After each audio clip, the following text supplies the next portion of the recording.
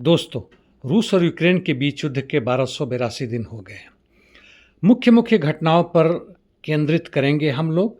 दक्षिणी क्षेत्र में जापोरिजिया ओब्लास्ट में कामिंस्की क्षेत्र में यूक्रेन के सैनिकों ने काउंटर अटैक कर हल्की सी बढ़त ले ली है प्राइमोस्की, जो कामियान्स्की के उत्तर उत्तर पश्चिम में है। लेकिन इसी क्षेत्र के दक्षिणी हिस्से में रूसी सैनिक आगे बढ़े हैं और भी रूसी सैनिक स्टेपनोहिर्स्क की तरफ बढ़े हैं और प्लावनी पर पूरी तरह कब्जा कर लिया है।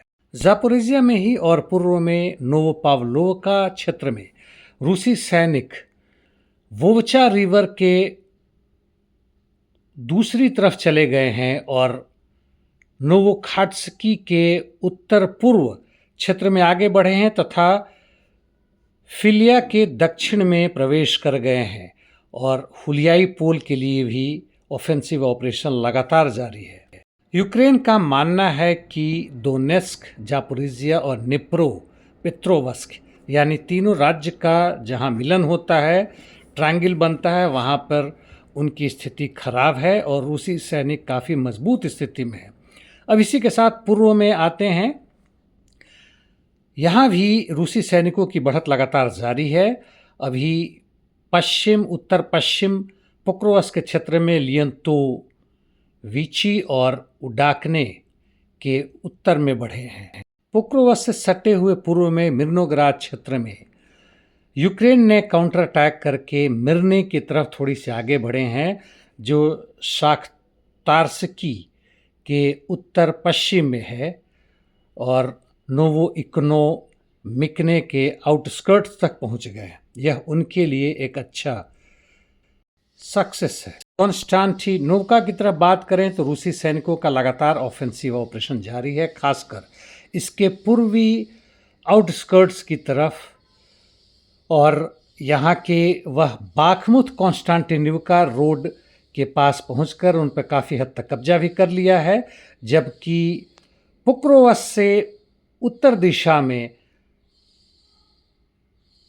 क्लाइबान बुक की तरफ भी आगे बढ़ रहे हैं। आईएसडब्ल्यू का कहना है कि इस क्षेत्र में रूसी सैनिकों ने नोवो शाखोव और जापोविदने पर पूरी तरह से कब्जा कर लिया है, जो रोडिन्स्की के उत्तर में है। जहाँ तक टोरेस चासियार की बात है, अब उसके तरफ से भी कॉन्स्टांटिनोवका की तरफ बढ़ रहे हैं और यह तकरीबन एक ही वॉर जोन बन चुका है।